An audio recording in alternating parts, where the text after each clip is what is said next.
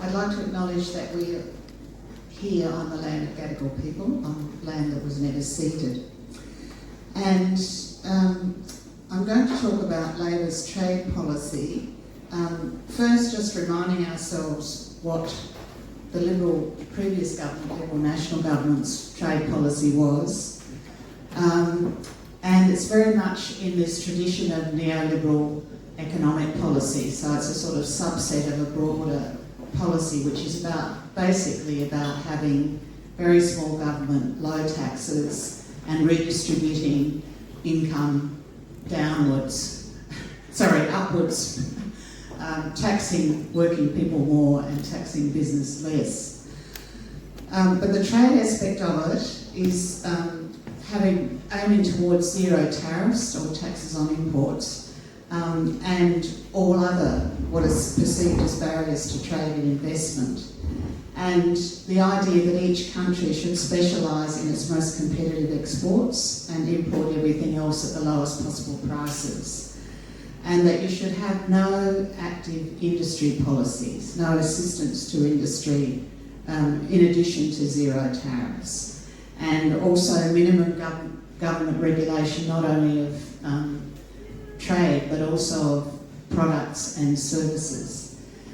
And what this does is maximise low-cost global production chains for corporations, but it intensifies competitive pressures on workers and communities and promotes a race to the bottom on labour rights and environmental standards. And we know the figures on global inequality have got worse, particularly over the last decade. That's not all down to unfair trade, but trade is supposed to lift people's living standards and contribute to greater equity, and we haven't seen clear evidence of that, although trade has expanded.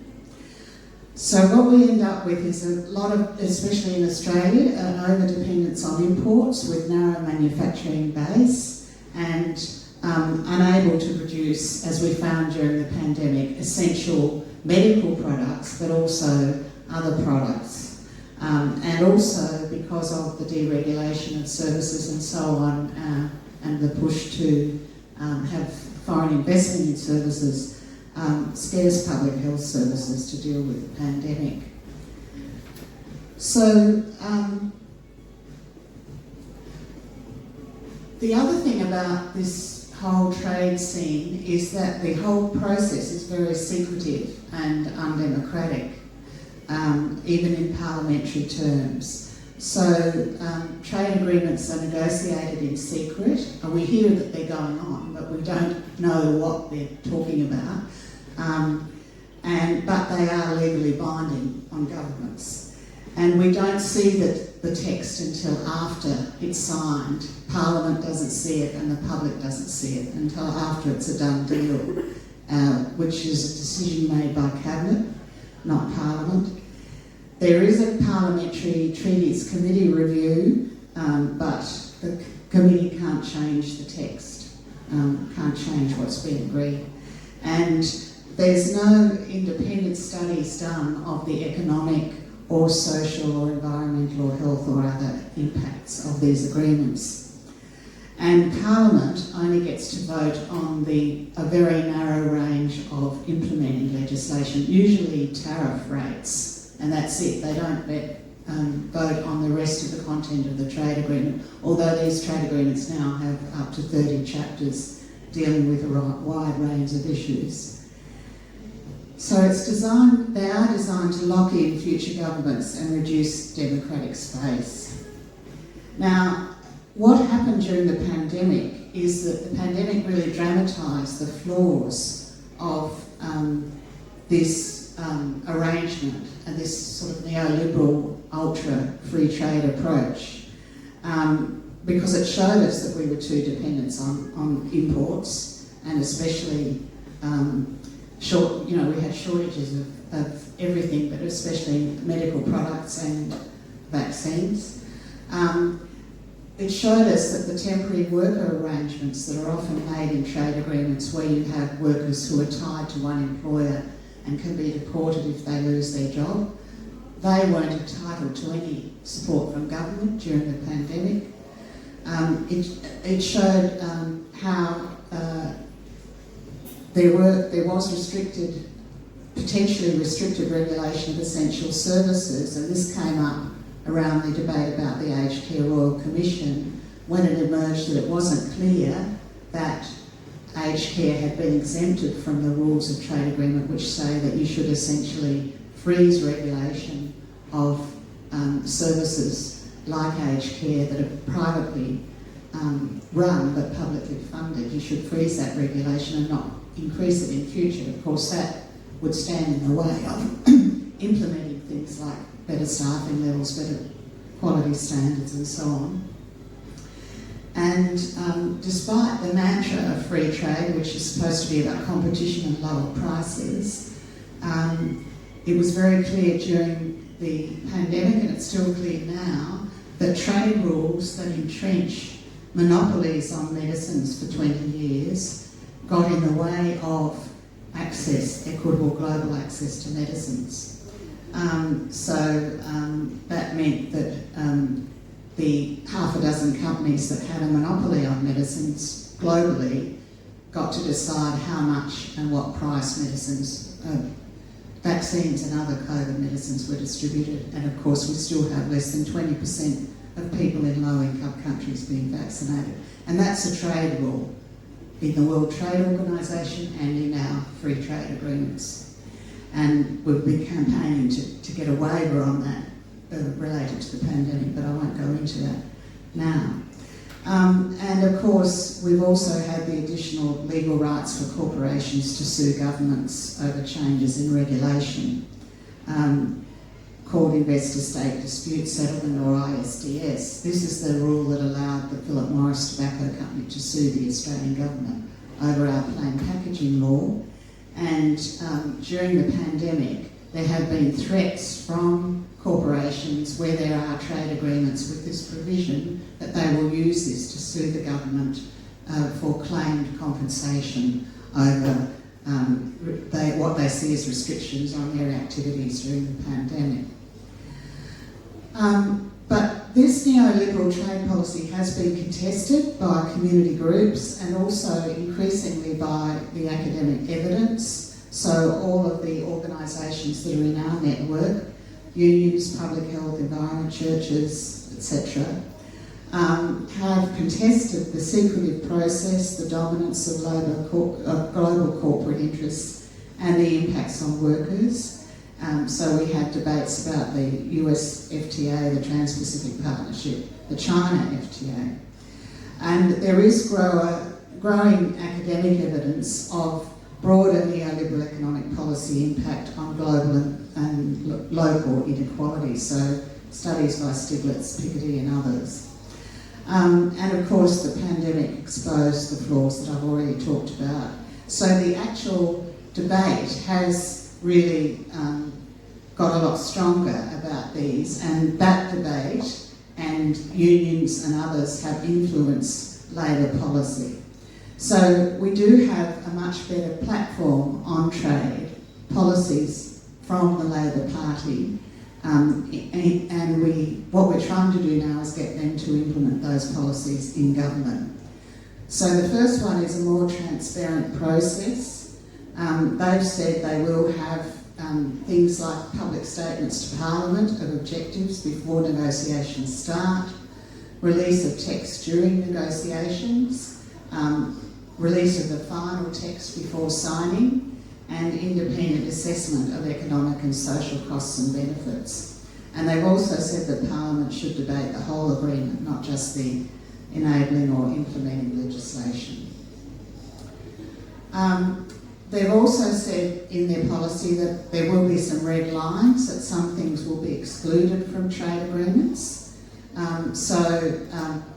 Restrictions on local industry policy support, and they've said that they'll be more willing to use government purchasing of local goods and services to encourage local industries like renewable energy and other local industries. They've said they won't increase medicine monopolies through trade agreements, and they have actually supported a waiver on the current WTO rules and other trade rules about medicine monopolies for the duration of the pandemic. They've said that they won't support corporate rights to sue governments, ISDS. The example that I gave before, Philip Morris Tobacco Company suing the Australian government. They won't support having those sorts of provisions in trade deals. And they've also said they won't support increases in temporary workers who are vulnerable to being deported if they lose their jobs. Also they won't support removal of labour market testing to demonstrate genuine temporary labour shortages. So if there is a genuine temporary labour shortage, that will have to be demonstrated by labour market testing, not removing labour market testing as a lot of trade agreements do. And they've also, I think, certainly from our point of view, in a very hopeful sense, said that they will include in trade agreements legally enforceable labour rights based on ILO conventions and legally enforceable environmental standards. And there is even a clause in the policy that says they'll ban the products of forced labour. So that would go some way to redressing the downward pressure on labour rights and environmental standards by making sure that there's a floor under which, in trade rules, that mitigates against those downward pressures. But there are some catches in this process, and one of them is that the policy did say that in opposition, Labor was not obliged to block trade deals that had these red lines in them, but once it gets into government, it will actually implement those red lines and other policies. So that meant that Labor in opposition did vote for a number of trade agreements which had some of these red lines, like the Trans-Pacific Partnership, which changed its name to the Comprehensive and Progressive Trans-Pacific Partnership, and free trade agreements with China, Indonesia and Hong Kong, which all have both the corporate rights to sue governments, or ISDS, and increased numbers of vulnerable temporary workers. So one of the questions we're putting to the government is, because just before the election, the government signed a deal with the UK and an interim deal with India, what we're asking them is, will they support those deals even if they include some red lines, and will they be willing to renegotiate those red lines? And the India agreement is an interim agreement. There's a schedule to negotiate a more comprehensive agreement with India, and again we're saying that they should implement their new consultative process for that agreement and for the EU trade agreement, which is also still under negotiation, and any future agreements. In other words, they should implement the policy for a more transparent and inclusive policy.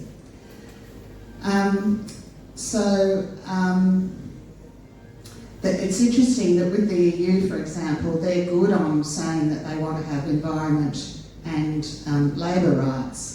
But because they have a very big pharmaceutical industry, they've actually asked for some longer medicine monopolies. So we'll be certainly saying to the government they shouldn't agree to that, because that's one of the red lines as well. There's also, the previous government had proposed a negotiation with the Gulf countries in the Middle East, which include Saudi Arabia and Qatar and a number of other countries which haven't even signed agreements on human rights and labour rights, through the UN or the ILO, and they have very notorious violations of human rights and labour rights. Saudi Arabia, for instance, recently executed 80 people. a mass execution. And of course they have a bonded labour system as well. So what are the chances that Labor will do this? Well, there'll certainly be pressure on them from the labour movement and from other civil society groups to implement the policy. But some of the pressures that we'll face is the context that they're operating in, that there's a growing strategic competition between the US and China. And this occurred after we negotiated, or the government negotiated, the Liberal National Government negotiated a free trade agreement with China. And it's worth saying that at the time, unions and civil society groups said to the government, China has a very bad labour and human rights record, and we should be not negotiating a free trade agreement, which is essentially a preferential agreement with that country until they do something about that record. At the time, the government completely ignored us, but now, because of increased strategic tensions, they're very much more prepared to admit that that's the case. So trade deals are always influenced by geopolitics. So one of the issues is that, you know, the trade deals negotiated over here, it's meant to be about economic gains and lifting living standards, but it's always influenced by who our friends are and where the strategic competition is. So that current trade deals with the United Kingdom and India are part of a strategic alliance, so they've got to be seen in the context of AUKUS, which is the US, UK, Australia defence arrangement, and also the Quad, which is the US, Japan, India and Australia. So both of those agreements were kind of hurried up last year because of those defence and strategic agreements. So there'll be pressure to agree to those agreements for defence and strategic reasons. The danger is that things that red lines will be ignored because of that pressure. The other pressure we face is corporate lobbying and advice from, especially corporate lobbying, that want to have provisions in trade agreements that suit them, not necessarily that will lift living standards and be good for everyone. And also especially the senior levels of the Department of Foreign Affairs and Trade, which operate very much in a neoliberal type framework. So basically what we have to do to support trade justice is campaign, I think, for Labor to implement its progressive trade policies.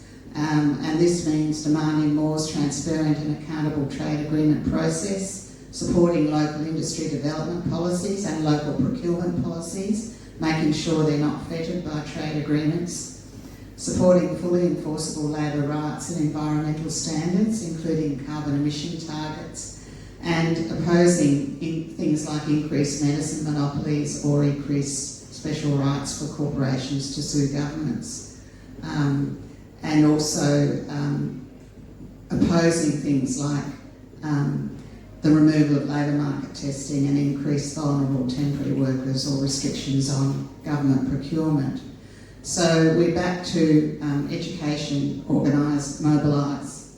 But I think we're doing that within a much better framework than with the previous government. We have got a government that says this is their policy. We've got to just make sure that they actually implement the policy.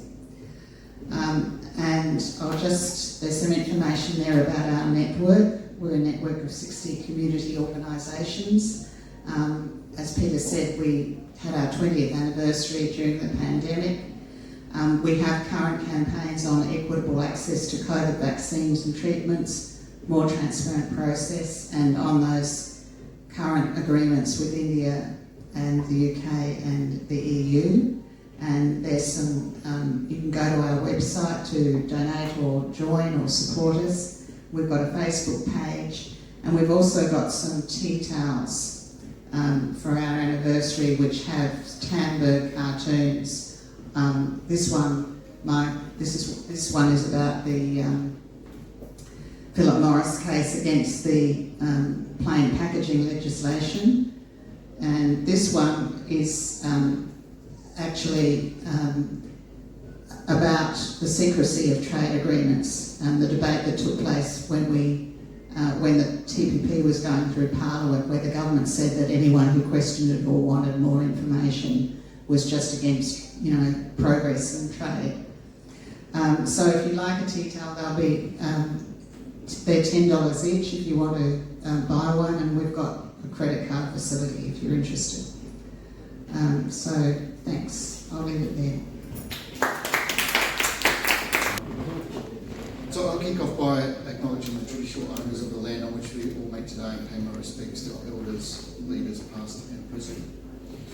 I also want to thank Peter for the invitation to come along and speak today. He's always thinking of me when he puts on these events, and I try to make time to get here when I can. And to be honest, I missed a few up because I put them in my diary in the wrong day, so I owe Peter a few back, and I said to him, anytime you need me, I will be here.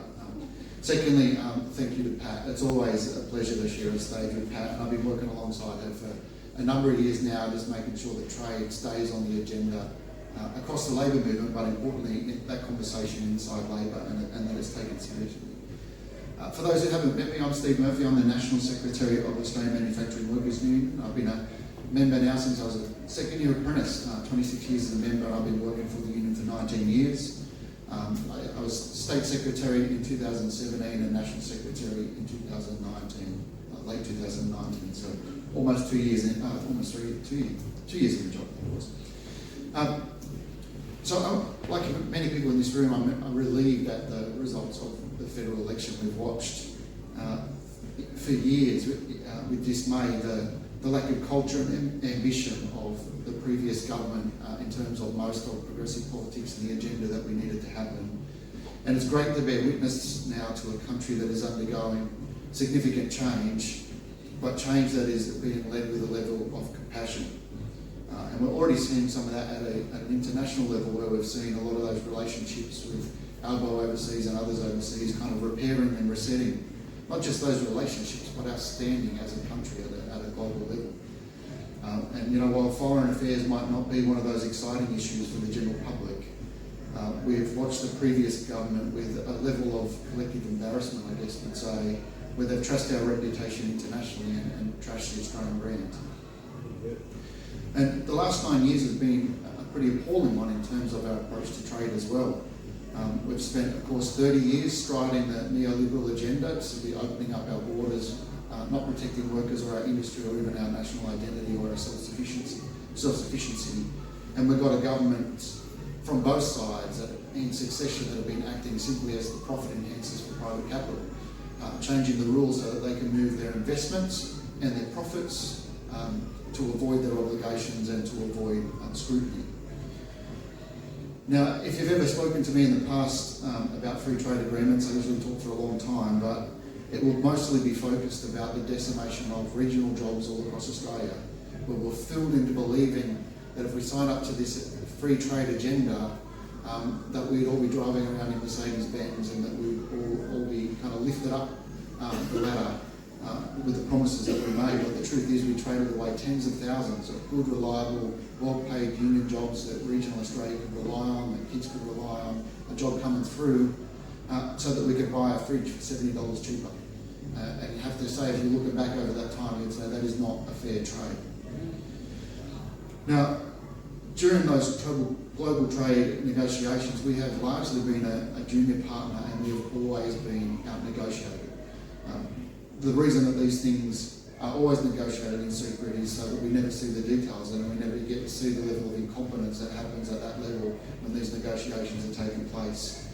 But what we do know from the outcomes of these free trade agreements time and time again, there's always workers who pay the price for Australia being out-negotiated or outmaneuvered in relation to the results. Now, just because you criticise the way that trade agreements happen or the way that trade is done in a way that benefits corporation only does not mean that you criticise trade altogether. We've had no mature debate in this country about our trade agenda and where it should sit. Whenever you start the discussion about where what trade should be used for and its purpose, it's always shut down by sycophants from both sides of politics. And you're labelled you're labelled as being against the national interest if you want to reframe or talk about trade in a way that benefits working class people at the centre. Now, our campaign that was led by the AMW, but certainly supported across the broader trade union movement, was about improving Labor's platform, but mostly about changing the mindset inside Labor and those decision makers in over 2 conferences. And it took us 2 goes to get it to where we needed. And both of those conferences were a turning point for the opportunity for significant change in relation to trade. The first one was a change that was based on us picking a fight with Labor at the right time in order to get them to take trade and the trade agenda seriously. And the second one was to reshape the trade agenda with a whole host of policy and platform changes behind it that would allow us to be able to negotiate in a different way, and I'll go through those in a moment. But I think what we all agree is that we should have a trade agenda that is smart, that is compassionate, that is ambitious, but mostly that is fair. And it's about Australia not just being a quarry and a farm and a nice place to visit. So we've got all the tools and the resources for us to be a manufacturing and an energy superpower. It's something that we have been advocating for a long period of time, and our vision has got to be that we produce more than what we consume. That's where we participate in trade, to be able to identify those areas where we produce more than what we're consuming and be able to trade with the world on those. So we've got a whole host of commitments, and we were able to change the platform, as I said, but now it's about legislation and enforcement. That is the job that Labor has in front of it to do, and those people who have kind of benefited from the campaign that we ran during the election that have now got a seat of power and privilege and position, and now got a responsibility to us to make sure that they go forward and legislate and enforce that platform agenda. And I want to talk about it in 2 key areas. The first one is linking our trade agenda to some key platform and policy issues and the portfolios that sit underneath those. And secondly, about less concentration on ministerial power. So obviously an indicator of trade justice is that we're able to interlink with other areas where Labor has a big ambition. And their policy, I'll just read out the policy wording, but what it says is that Labor will develop industry policy and provide structural assistance to sectors of the economy, workers and regions which are impacted by economic change. Now, we shouldn't read the platform as being separate sentences that are in isolation. The platform should be read as a document that is about lifting each part of the platform up. Now, we've got a positive manufacturing and agenda policy that Labor has announced all during the election campaign. It's in the platform, but they made manufacturing and energy central to all of their policy announcements when they were in front of the TV cameras and talking to working class voters. And that offers us a strategic and significant economic strength. If we are able, but when we are able to get collaboration between not just trade and primary industries, but if we're able to get collaboration between trade and industry and energy and primary industry and the resources ministries and portfolios, we have a path, and a significant path, to unlocking trade justice and transformation of Australia's manufacturing and trade agenda. Now, large corporations who own these farms and these quarries have a very short-sighted and narrow-sighted view about how trade is operated. That is to cash in as early as possible and make their profit as early as what they possibly can during the manufacturing cycle. And we need some serious dialogue about how we add value at each step in that change, in that chain. One is to secure cheap power. Secondly is to have a vibrant, high-skilled manufacturing industry. And thirdly is to rebuild our self-reliance and our self-sufficiency as a nation. Now, that collaborative approach between ministers and assistant ministers and departments is going to be one of the first litmus tests that we have to take during this first 3 years of the Labor government. And that is a test to see whether or not that trade justice is actually centre of Labor's agenda for this first term. Now, the ALP are saying that they are reformers, that they've got a reform agenda, that they're going to make significant change and they're committed to the platform. but we've got to keep doing work outside the Parliament to lead that ambition and make sure that Labor does not lose its courage doing this. The second one I was going to talk about was the other measure being democratisation. Now, they have committed in the platform to having a Labor advisory committee on trade, and secondly, legislating that there's going to be transparency. And there's a couple of measures that you do in terms of transparency on the way through, but transparency after the agreement is made. And that means that we've got less concentration of ministerial power.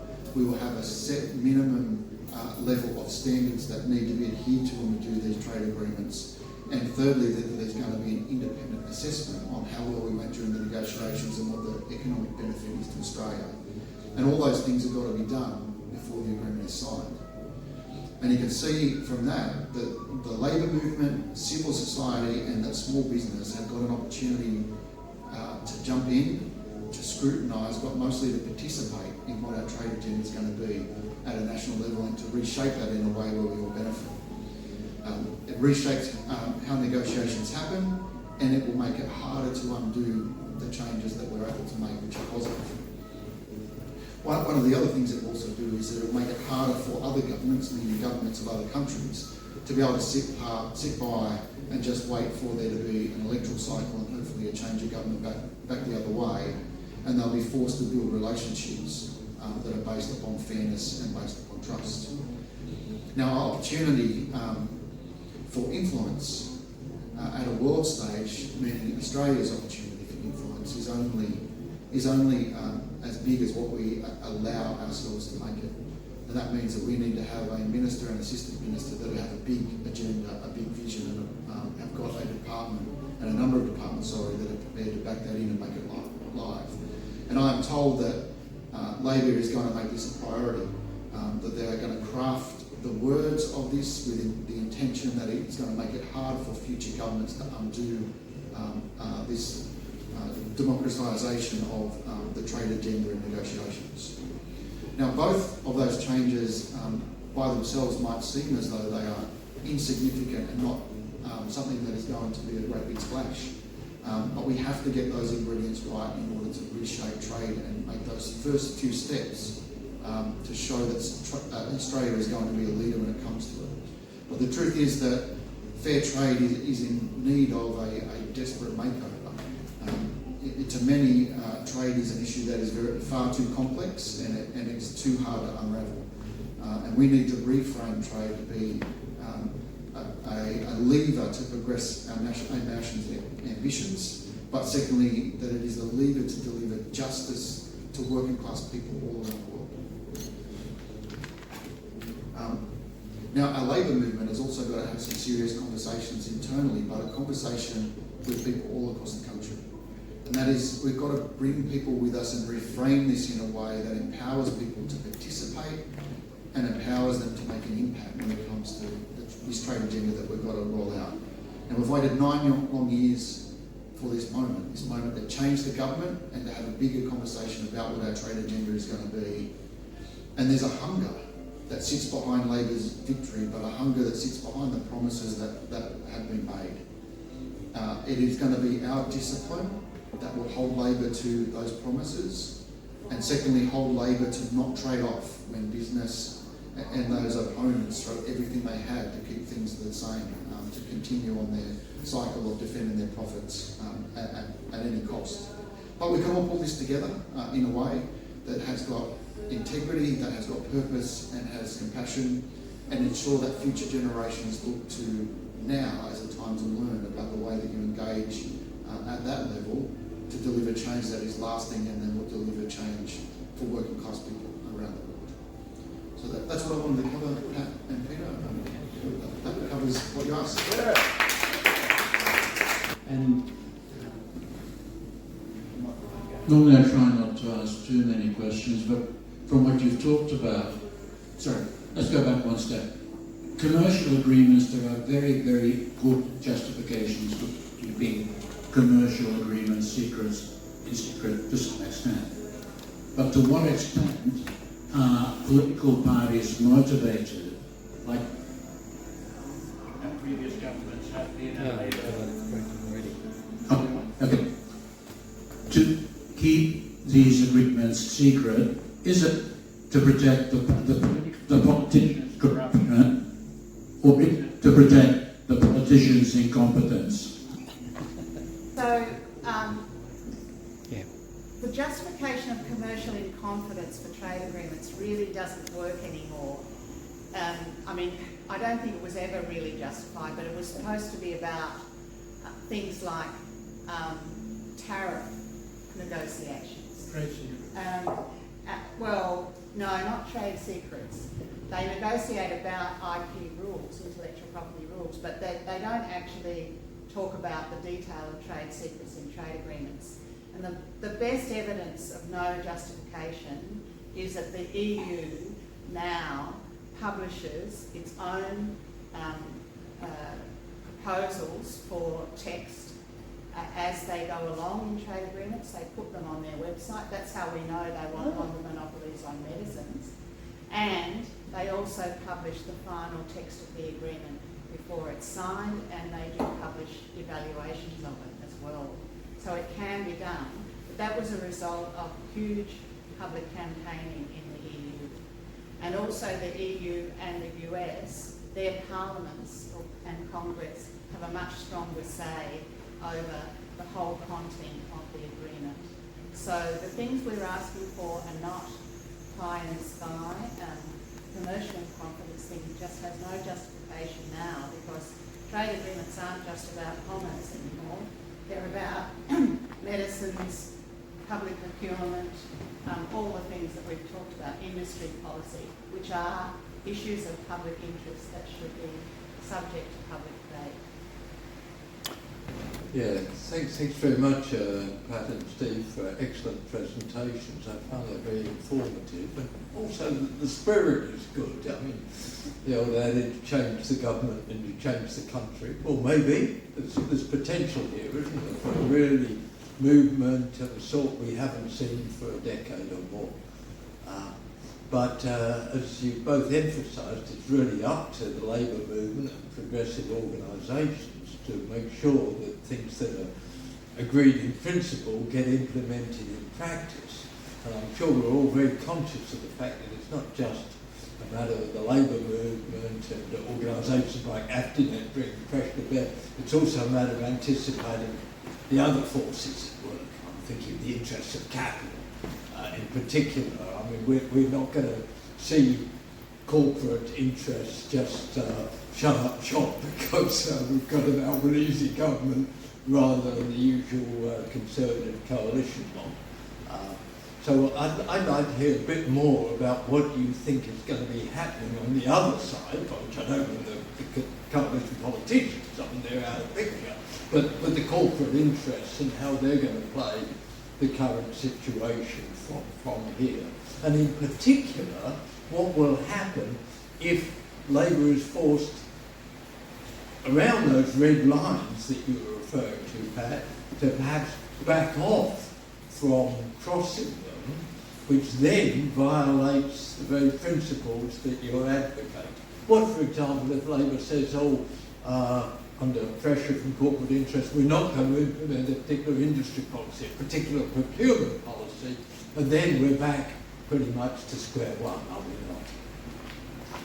not? So, yeah, I did allude to this at the end, and there's no doubt that, Steve will talk more about industry policy. I think that there is some degree of certain parts of investors and capital that actually want to have local manufacturing and renewable energy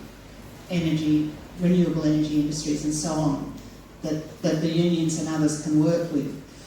In the trade arena, what we're facing is international capital, particularly those parts of capital that are invested in the old fossil fuel industries and others, which see their main interests as protecting this global production chain arrangement, which suits them. In other words, they want to have the maximum flexibility to move their investments wherever they want, to trade whatever products they want, and they don't want to be hindered by local industry policy or even the obligations to treat workers decently or have higher environmental standards, and they use trade agreements to have weapons like rights to sue governments if they change their policies, as we saw with the tobacco case. And of course, those sorts, where there's trade agreements with those provisions, fossil fuel companies are now using them to sue. For instance, the Canadian government's being sued because the province of Alberta is phasing out coal and other fossil fuels for energy production. So that they are very powerful forces. However, I do think we've got, in terms of mobilising against them, there is a very strong desire on the part of people in Australia to have, for instance, proper, strong targets to reduce emissions and to have local industry policies which can do that. The other thing I do think that I alluded to, and I think is a bit of an obstacle too, is this idea that trade gets subsumed into strategic competition between the US and China in particular, and that Australia just kind of goes along in the wake of the US policy. I think there is a bit more possibility with a new government to have somewhat more independence in some of those areas, but they're under enormous pressure, and before the election they indicated that they, of course by agreeing to AUKUS and so on, that they're very much in that framework. So making sure that they stick to their trade policy and not get subsumed by that is going to be another challenge. Okay. Yeah, I was just going to add that, I think that large corporations, when they get a sense of what Labor's agenda is going to be in terms of manufacturing and trade, are going to push back. You have a look at the way that the mining industry responded when Labor was proposing a super profits tax, where they were prepared to spend a huge amount of money to defend what they see as their unilateral right to generate as much profit as what's possibly can. And the only thing that's less measurable than their profits is their level of greed. So I think what we will no doubt see when Labor starts to reframe the debate about these things is a big push from corporates and their kind of lobbyists that go into the parliament to influence political decisions. Secondly, I just wanted to kind of touch on how serious I think this agenda that has been committed by Labor is. When I say serious, how serious Labor is committed to the agenda. So we did a whole host of work in the lead up to the federal election via the AMWU through our Support AusNate campaign, and we were successful in getting Anthony Albanese and the Cabinet to endorse our pledge, and that our pledge has three parts to it. The first one is to rebuild Australian manufacturing with good union jobs, and to do that in three ways. One is to bolt down what we currently have, to secure our supply chains at both ends, so the feed in, the feed out, so adding value. And the third one is to identify those industries where they are newer and emerging, and that Australia should try and get a foothold in there and be a world leader and hopefully a world exporter. The second area that they committed to was a big agenda on skills and skills for workers. So skills that we need right now, skills that we need for the future, and the third part being a huge opportunity for young people to get an apprenticeship into a trade and to change their lives. And the third agenda that they committed to as part of Support AusNate was to have workplace laws that create fairness and power for working people in their workplaces. And what we've said is that all three of those are inseparable. They all work together. Without one, you can't benefit in the other two. And they've signed that pledge and are committed to delivering it in government and we'll see a whole host of work that is being done around industry policy to go and support that. The two things you need to make that a reality are money and political will. Well, Labor has committed $15.2 billion to rebuild or reconstruct Australian manufacturing, so we've got the money. Secondly, we've got two really committed ministers in Ed Hughesy and Tim Ayres, who I've met with both, and are absolutely determined to make sure that manufacturing agenda is front and centre. An idea, or an example, I guess would be the better way to think about this, is that we are about to move into being a huge miner for lithium, being that that's going to be made into batteries into the future and will power the world's energy needs. We've got one of the biggest kind of reserves of lithium in the world. The agenda is going to be, hopefully, that we don't just dig that lithium out, put it on a boat, send it overseas and buy back the finished product, but we refine it, we manufacture it into batteries, we provide ourselves with the batteries that we need for our own energy needs in order to get us to the point where we've got the cheapest energy, renewable energy in the world. But we also export those batteries under the guise that when they reach the end of their life, that we bring it back, that we recycle it and we make new batteries out of those old batteries. And that's the kind of visionary industry policy that Australia had under the Button Car Plan that I think that we will see under Hughes and Ayres' industry policy plan. Okay. Sounds good. Okay. Andy. Thanks, Peter, and congratulations to the two of you. I think it was terrific, very inspirational. Should be full here. Thinking about this stuff is so important, and positive feedback is very encouraging. Pat and I have got a connection with Adelaide. We have a woman in Adelaide, Judith Sloan, who is quite conservative, and I remember early stages when I was promoting some idea along your lines of fair trade and caring about human rights when you're dealing with trade, particularly with our East Asian neighbours.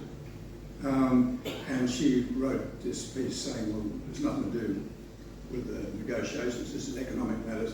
You exclude the question of principle and morality and concern about fairness and justice because that's an economic agenda. I just want to ask both of you whether or not you get a feeling, thinking also about Trump versus Hillary, where Hillary was supporting the TPP and then subsequently changed because the Trump position was opposed to it. So whether or not there's a general feeling of the globalisation, liberalisation agenda that's shifted a bit, more opening to the notion of the downsides of it, and whether or not then that gets to the question of the attitude of the bureaucrats implementing policies of both the admirable presentations you've made, whether or not this is actually shifting a bit within the bureaucracy. I mean, we've got Pusey and his economic rationalist stuff, whether or not there's a shift within the system so that some of the ideas promoted by Labor are not suffering from the friction of these bureaucrats.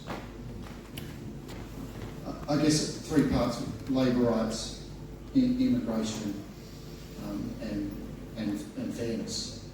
And I guess it's fair to say that corporations and their lobbyists and their political mates always get a seat at the table, but you don't get any workers at the table. You don't get any unemployed people, any pensioners. You don't get marginalised people. You don't get people who have fallen behind or fallen through the cracks sitting at the table saying we should get a voice in these things. And it can be no surprise that the big benefit that comes from trade agreements is always to the people that are in the room. It's that old saying, if you don't have a seat at the table, you can guarantee that you're on the menu. And I think that labour rights are one of the fundamental areas that when we come to free trade, that should be front and centre of those negotiations, but most importantly not for negotiation. That there should be international labour organisation standards included in every free trade agreement as a starting point. And trade could have been a magnificent thing. It could have lifted millions and millions of working class people out of poverty with education and literacy rates and access to healthcare, access to pharmaceuticals, access to medicines. But it never is. It's always been about a race to the bottom and corporations stealing as much of the wealth to put in their own pockets as what they possibly can, and they steal it from all the rest of us. So there's going to continue to be that agenda while ever they are the only ones in the room. And as I said in my presentation, is that Labor's platform is about democratising that and allowing other players to start to participate and to feel as though we're able to influence the outcomes of those major agendas. Second, on the issue of immigration, this is one of the areas that has always been polarised in Australia. We are proudly one of the most peaceful multicultural nations in the world, and we all benefit from that. But we've had immigration reframed with labels like boat people, for instance, that almost dehumanise people that are trying to escape to a better life because of the way that they're treated in their own country. And we've had workers who come legitimately to Australia for work and for quality of life really been reframed or a light shone on them as if they are here to reduce our living standards because they are exploited by capital. And I had some initial conversations with the industry minister that says that we should have a skills migration program in Australia, and they should not be temporary work visas. They should be permanent migration in those areas. So we're working through a process to identify what are the skills areas where we need to bring people in. But that doesn't mean that that is our only immigration source. We need to bring people to safety as part of our immigration standard. And the third one I think is about fairness in our region. And that is that we can reframe debate that rather than chasing the cheapest possible cost for whatever it is that we want to consume, is to start to put a price on the value of labour in our region and to lift working class people, no matter which country we trade in, to lift them up out of poverty and to be able to have a decent quality of life. And I remember reading a quote, I can't remember who said it, but we should pity the person that wants to buy a coat that is made by someone else who has to live in poverty or die manufacturing. Yes, I might just answer the bit about the shift or more criticism of neoliberalism and whether it's penetrating the bureaucracy or not. I do think that since the global financial crisis, there has been a lot more holes punched in the very threadbare neoliberal economic theory, which just leaves everything to market forces, and is really there are a lot more. Well, there's a whole political economy department which Frank's been involved with, but other heterodox views now being debated about what is the approach to economics generally, including trade. And I do think that in particular the pandemic has punched a lot more, the experience of the pandemic has punched a lot more holes in neoliberal trade theory, because it has become obvious that you must have local manufacturing capacity to be able to deal with things like pandemics. I mean, we didn't have enough face masks, we didn't have enough ventilators, we didn't have enough capacity to produce vaccines. And that happened everywhere. So I do think that at that level of theoretical debate, there is a lot more discussion now than there has been in the past. And in terms of whether that's penetrating the bureaucracy, I think Labor is appointing some new people at senior levels, I hope they are, and advisors who can give them this advice, and I hope that they'll have the political stamina to stand up to the sort of yes minister type advice that they might get from some of the senior bureaucrats who are steeped in the neoliberal traditions. And I do think there's more ammunition, more actual evidence that they can use now than that's developed, particularly since the global financial crisis and especially since the pandemic. Hang on to that. Really good talks. It's clear that after so many years of the bad Liberal government, that Labor getting into government is going to change a number of things. There are a number of reforms on the table. That's pretty clear. But we know that they'll also, as government, running a capitalist country, or economy, that they will come under enormous pressure by what Steve said, by the people who are at the table, which are not the workers and not the ordinary people. So one would expect that we would need a lot of pressure put on the Labor government to keep it moving in a progressive direction, rather than succumbing to that, no, well, they'll say to us, oh, we couldn't do anything about it there, this is the way it is, or whatever. So we know that it's only people out in the streets or, actively engaged in the issues that will actually keep that pressure up. But traditionally, under a Labor government, the workers are more passive, or tend to be more passive, because they believe, or because they hope, or they believe that... Mistakenly believe. Whatever. Definitely mistakenly. Believe that Labor's going to do it for them.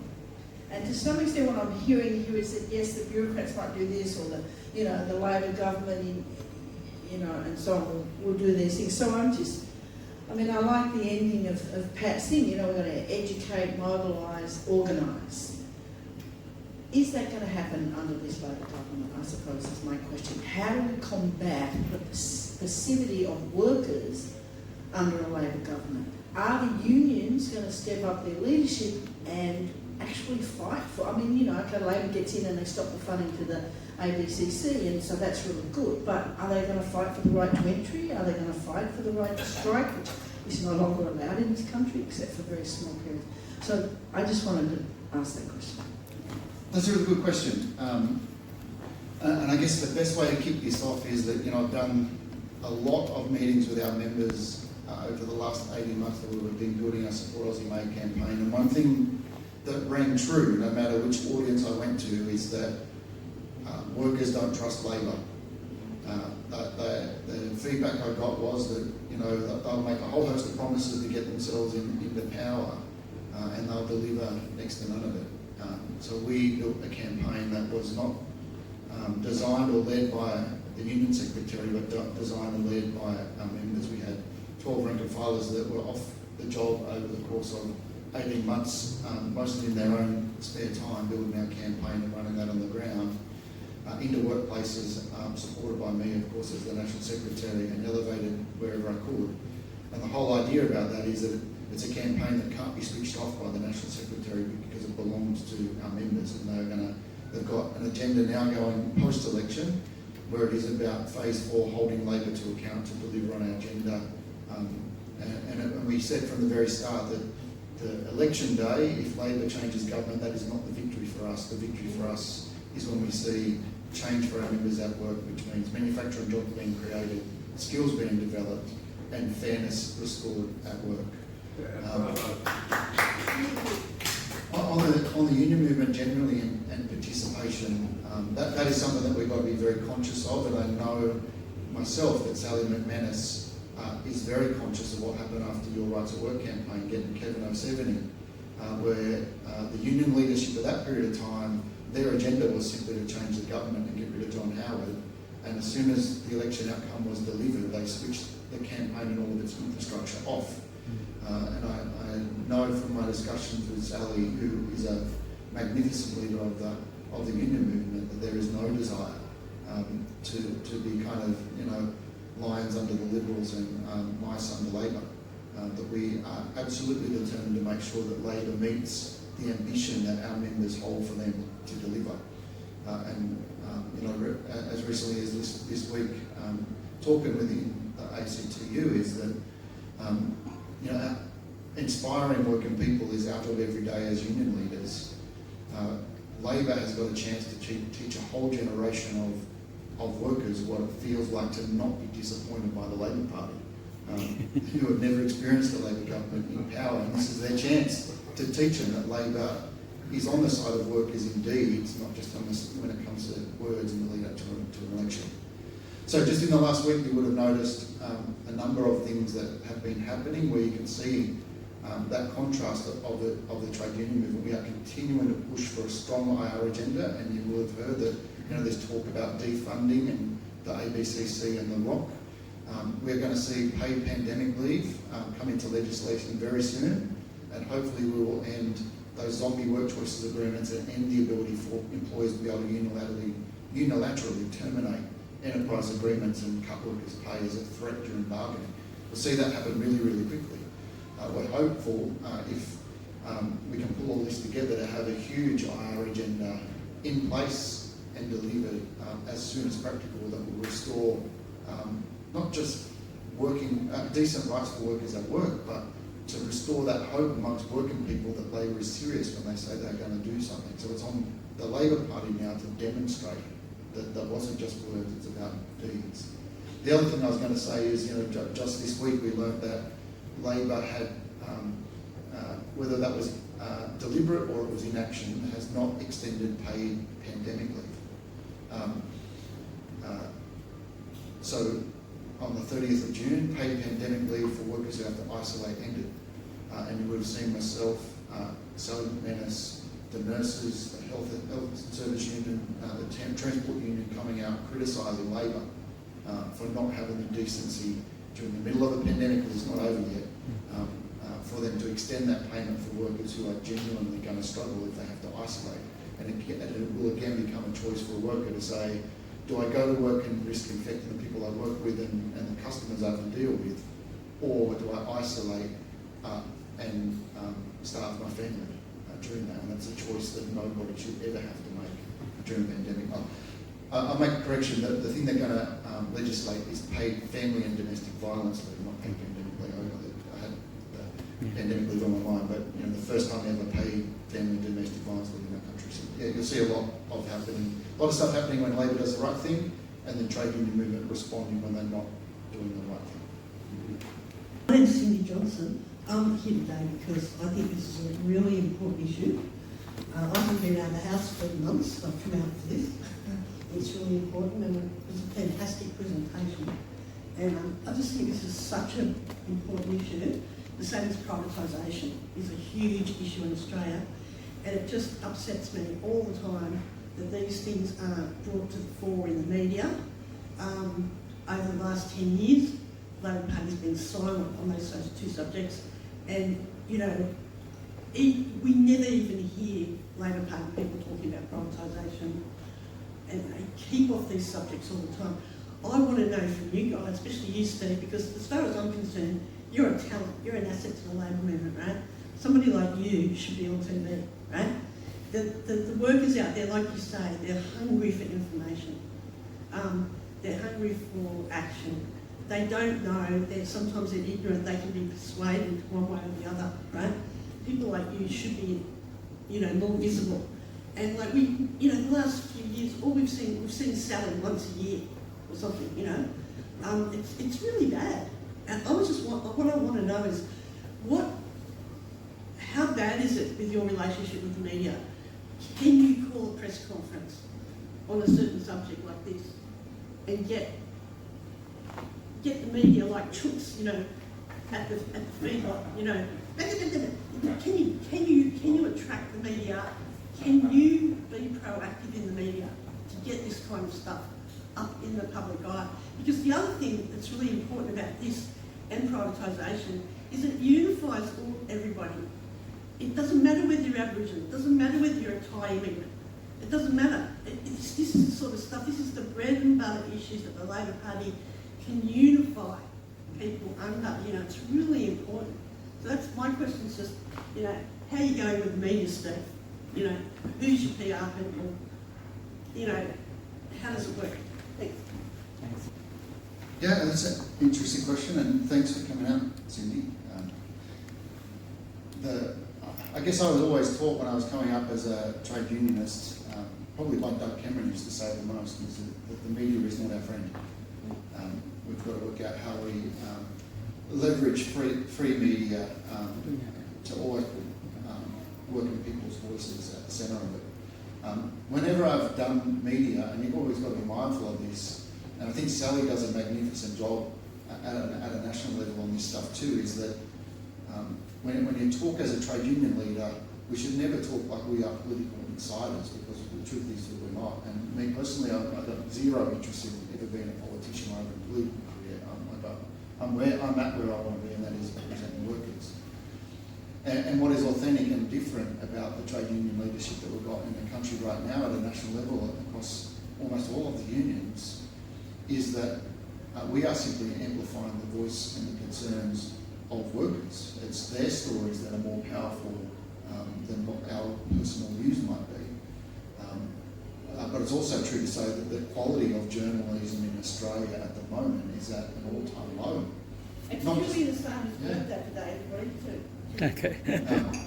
But that's not to say that there's not good people in journalism as well that do want to get these stories out there. You're right, it's we've all got an obligation to make sure that workers' stories are shared, that they're out there, and that we're kind of bringing people with us on that story. The truth is that I generally avoid doing media unless I absolutely have to, because you're always worried about what is the purpose and what are they going to use this for. I think media ownership laws in our country need there should be a Senate or an inquiry or a Royal Commission in the media ownership laws in this country to install fairness. There's a difference between reporting the news and reporting people's opinions, and that should be very clear in relation to it. But I will take your views as well. My AMW members told me this as well. They want to see me out more in the media, and we're hiring a new communications media person who starts in 2 weeks' time. So hopefully you'll see a bit of a change in relation to that. Can I just say that I think generally it's true that the media doesn't cover unions and other community groups in the way they should. But I do think that during the pandemic, the trade union movement, by championing the wage subsidies, by championing the essential workers who kept working, have really made a difference. And a lot more people now, if you look at the reaction, the public reaction to the nurses, the teachers, even the railway workers who are going on strike, most people now know that these are the people who keep the country going. These are the people who worked all during the pandemic. And I do think there is a greater respect for workers and other workers respecting the work of different workers, which is very important. We need to build on that. The other thing I'd say is that I do think that a lot of unions and community organisations have been using social media and getting to people, like the mainstream media does now have a smaller role in a lot of people's lives in terms of being the source of news, and especially for young people, they get their news from social media.